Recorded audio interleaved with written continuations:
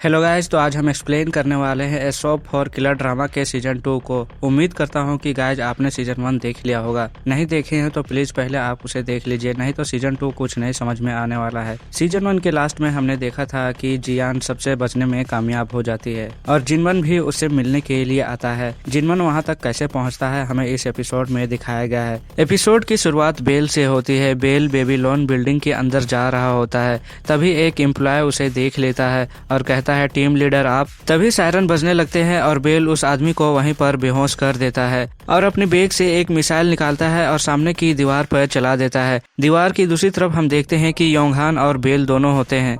दरअसल शुरू में हमने जिसे देखा था वो बेल नहीं जिनमन होता है। जिनमन बेल के फेस का मास्क पहन के आया हुआ होता है। जिनमन अपना गन निकालता है और उनके ऊपर फायर करने लगता है। अब हमें पास्ट में दिखाया जाता है जहां जिनमन अपने मौत का झूठा नाटक रचता है। जिनमन एक बॉडी को लेकर उसके ऊपर अपने फेस का मास्क लगा देता है ताकि लोगों को लगे कि जिनमन मर गया। जोंगमिन उसे देखता है। जोंगमिन को लगता है कि जिनमन मर गया, पर जिनमन पीछे छुपकर ये सब कुछ देख रहा होता है। अगले सीन में हम देखते हैं कि एक बंदा कंटेनर के अंदर जा रहा होता है। उसका नाम जिनवू रहता है। कंटेनर के अंदर एक सीक्रेट रूम रहता है जहां पासिन, सियोंग और जिनमन सभी लोग बेबीलोन बिल्डिंग के अंदर घुसने का प्लान बना रहे होते हैं। जिनमन कहता है कि अब हमारे पास सिर्फ 62 आवर है। पासिन कहता है अगर हमें बेल को मारना ही है तो हम उसे बाहर भी तो मार सकते हैं, जिस पर जिनमन कहता है बिल्डिंग के अंदर एक सर्वर है जिसमें बेबीलोन के क्लासिफाइड सीक्रेट्स, किडनैपिंग, असैसिन और नॉर्थ कोरिया से जुड़े इलीगल वेपन उन सब के इंफॉर्मेशन है और बेल ने जितने भी सिविलियन को मारा है उन सब के इंफॉर्मेशन भी उसके अंदर है। हम इसी सर्वर की मदद से जियान को बचा पाएंगे और उसे एक नॉर्मल लाइफ दे पाएंगे। सियोंग कहता है हमें पूरा डाटा कॉपी करने में बहुत टाइम लग जाएगा, जिस पर जिनमन कहता है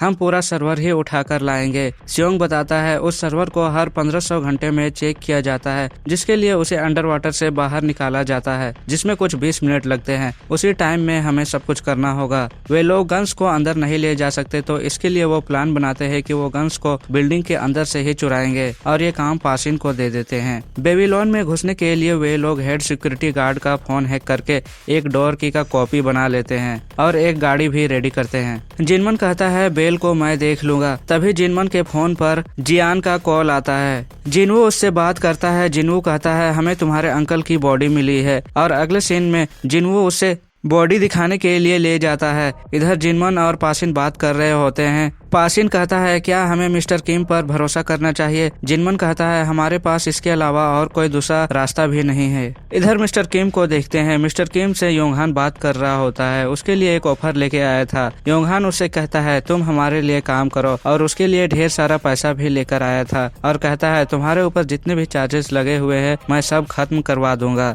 उसी टाइम मिन्हा एयरपोर्ट पर लैंड करती है और एक लॉकर से सूटकेस निकालती है और शॉपिंग मॉल के लिए निकल जाती है। शॉपिंग मॉल मतलब जियान का घर। जियान को बचाने के लिए चली जाती है। नेक्स्ट डे मिशन स्टार्ट होता है। जिनवू ट्रक को ड्राइव करके बेबीलोन बिल्डिंग के पास पहुंच जाता है। गाड़ी के अंदर ड्राम में पासिन और जिनवू छुपे हुए रहते हैं। सिक्योरिटी गार्ड को उनके ऊपर शक होता है तो उन्हें रोकता है और जिनवू को उतरने के लिए कहता है। गाड़ी को चेक करने लगता है पर उसे सिर्फ मेडिकल वेस्ट ही मिलता है, तो फिर गार्ड उसे अंदर जाने के लिए परमिशन दे देता है। जिनवू गाड़ी को लेकर अंदर आ जाता है। पासिन और सियोंग गाड़ी से बाहर निकलते हैं। इधर मिन्हाई भी घायल हो जाती है तो ब्रदर जिनमन को कॉल करके बताता है कि मिन्हाई घायल हो गई है। जिनमन फिर पासिन को जाने के लिए बोलता है। पासिन और जिनवू बिल्डिंग से बाहर आ जाते हैं। अब सियोंग को ही अकेले मिशन पूरा करना होगा। जिनमन पासिन को बोलता है कि मरना मत। उसके बाद जिनमन भी बिल्डिंग के अंदर जाने के लिए रेडी होने लगता है। जिनमन अंदर जाने के लिए बेल के चेहरे का कॉपी बनाया हुआ होता है। पहले ही मास्क पहनता है और पूरा बेल के गेटअप में आ जाता है। सियोंग सिक्योरिटी गार्ड का डोर की यूज करता है जिसे उसने फोन हैक करके बनाया था। सियोंग वेंटिलेटर का यूज करके सर्वर रूम तक पहुंचता है। इधर जिनमन भी बेबीलोन बिल्डिंग के अंदर जाने के लिए गेट के पास पहुंच जाता है। सिक्योरिटी वाले जिनमन को रोक देते हैं। उसका आईडी चेक करने लगते हैं पर उसने तो बेल का मास्क पहना था तो सभी लोग उसे बेल ही समझते हैं, पर फिर भी सिक्योरिटी गार्ड अंदर फोन करके कंफर्म करता है। पर सियोंग ने पहले ही सब कुछ हैक कर लिया था तो कॉल भी हैक रहता है। अंदर जाने के लिए परमिशन मिल जाता है और वो अंदर चला जाता है। अंदर जाने के बाद वो एक रूम में जाने लगता है। सिक्योरिटी वाले उसे फिर रोक देते हैं। जिनमन जिनमन कहता है मैं अपनी गन को वापस रखने के लिए आया हूँ, और वो गन रखने के लिए चला जाता है। गन जैसे ही टेबल पर रखता है उस आदमी को वो पकड़ लेता है और मार के बेहोश कर देता है। फिर जिनमन सारे मिसाइल्स गन्स अपने बैग में भरने लगता है। तभी वहाँ पर जो रोबोट्स रहता है वो जिनमन पर हमला कर देता है। दोनों लड़ने लगते हैं। जिनमन को उन्हें रोकने के लिए गन चलाने पड़ते हैं, जिससे बाहर खड़े सोल्जर सुन लेते हैं। इधर सियोंग भी सर्वर रूम में छिपा हुआ था। वो देखता है कि सर्वर को चेक करने के लिए लोग आ गए थे। वो सर्वर को चेक करने लगते हैं। सियोंग जिनमन का वेट कर रहा था पर जिनमन नहीं आ पाता है, तो सियोंग अकेले ही नीचे उतरता है और गार्ड्स को मारने लगता है और सर्वर को पॉज कर देता है। इधर गार्ड्स ने गोलियों की आवाजें सुन ली थी तो वो देखने के लिए आते हैं, पर जिनमन उन्हें भी मार देता है। उसके बाद वो भी सर्वर रूम पहुंच जाता है। सियोंग कहता है तुम कहाँ रह गए थे, मुझे लगा कि तुम मर गए। इधर सिक्योरिटी रूम में भी सभी को पता चल जाता है कि हमारा सर्वर हैक हो चुका है। उसके बाद वो बहुत सारे ड्रोन्स को बाहर भेजते हैं आसपास के एरिया को चेक करने के लिए। एक ड्रोन जिनू को देख लेता है। जिनू बाहर से गाइड कर रहा था उन दोनों को, पर जिनू का लोकेशन कॉम्प्रोमाइज हो जाता है तो वो गन निकालता है और ड्रोन को शूट कर देता है और गाड़ी में बॉम्ब लगाकर वहाँ से चला जाता है। सिक्योरिटी वाले को पता चलता है कि एक ड्रोन डैमेज है, तो वो लोग आते हैं देखने के लिए। इधर सर्वर रूम में सर्वर को वहाँ से निकालने के लिए पूरी तैयारी कर लिए थे। चारों तरफ बॉम्ब प्लांट कर दिए थे, पर एक सिक्योरिटी वाला उठ जाता है और इमरजेंसी बटन को दबा देता है और सबको पता चल जाता है कि सर्वर रूम में कोई घुस गया है। बॉम्ब में टाइम सेट रहता है। टाइम खत्म होते ही सारे बॉम्ब ब्लास्ट कर जाते हैं। अब ड्रामा की स्टार्टिंग में दिखाया जाता है जहाँ जिनमन मिसाइल निकाल के दीवार पे चलाता है। दीवार की दूसरी साइड बेल रहता है। जिनमन मास्क निकालता है और उसके ऊपर गोलियां चलाने लगता है। पीछे से सोल्जर आते हैं और जिनमन के ऊपर चलाने लगते हैं। बेल वहाँ से तो भाग जाता है, तो जिनमन अपने पास से एक डिवाइस निकालता है जिससे बहुत तेज एक सोनिक बूम क्रिएट होता है और सभी सोल्जर गिरने लगते हैं। उसके बाद जिनमन बेल के पीछे चला जाता है। दोनों एक ब्रिज के पास लड़ने लगते हैं। ये फाइट बहुत देर तक चलती है। बेल ब्रिज से लटक जाता है। जिनमन उसे मारने ही वाला होता है, पर बेल अपना हाथ छोड़ के नीचे गिर जाता है। गिरते समय वो कहता है ठीक है मैं तुमसे बाद में मिलूंगा, और नीचे गिर जाता है। जिनमन भी बहुत चिल्लाने लगता है। वो बेल को मार सकता था पर नहीं मार पाया। इतने में सिक्योरिटी गार्ड भी वहाँ पर आ जाते हैं और जिनमन के ऊपर फायर करने लगते हैं। जिनमन इससे बचकर भागते हुए छत के ऊपर आ जाता है। इसके पीछे पीछे सिक्योरिटी गार्ड और योंगहान भी छत पर आ जाते हैं। योंगहान उसे सरेंडर करने के लिए बोलता है, पर तभी जिनवू पीछे से हेलीकॉप्टर लेके आता है और जिनमन हेलीकॉप्टर की तरफ भागने लगता है, पर सिक्योरिटी गार्ड उसके ऊपर गोलियां चलाने लगते हैं और एक गोली जिनमन के पैरों पर लग जाता है और वो गिरने ही वाला था, पर वो सर्वर के ऊपर गिर जाता है और उसे पकड़ लेता है। उसके बाद जिनवू अपने आप को बचाने के लिए उन लोगों के ऊपर फायर करना शुरू करता है और छत पर लगे हुए मशीन गन को भी उड़ा देता है। जिनवू सर्वर और जिनमन दोनों को लेकर वहाँ से चला जाता है और योंगहान कुछ नहीं कर पाता है, बस देखता ही रह जाता है। नेक्स्ट सीन में हम देखते हैं कि जियान घर के बाहर बैठी हुई रहती है। एक गार्ड आके बताता है कि एक गाड़ी हमारी ओर आ रही है। जियान बाहर जाके देखना चाहती है कि कौन है, पर गार्ड उसे रोक देता है, पर जियान फिर भी बाहर चली जाती है देखने के लिए। बाहर में जिनवू जिनमन को लेकर गाड़ी से उतरता है। जियान उसे मिलने के लिए जाती है। वो जोर जोर से जिनमन को मारने लगती है, पर जिनमन उसे शांत करता है और जोर से हक कर लेता है। फाइनली दोनों मिलते हैं। एपिसोड की लास्ट में ओसाका में दिखाया जाता है जहाँ एक लेडी को कॉल आता है और उधर से बोलता है क्या तुम्हें जिनमन याद है। वो कहती है कि मैं उसे कैसे भूल सकती हूँ, और इसी के साथ ये एपिसोड यहीं पर खत्म हो जाता है। कमेंट में जरूर बताएं आपको यह वीडियो कैसी लगी, और नेक्स्ट एपिसोड देखने के लिए चैनल को जरूर सब्सक्राइब करें। तो मिलते हैं नेक्स्ट वीडियो में।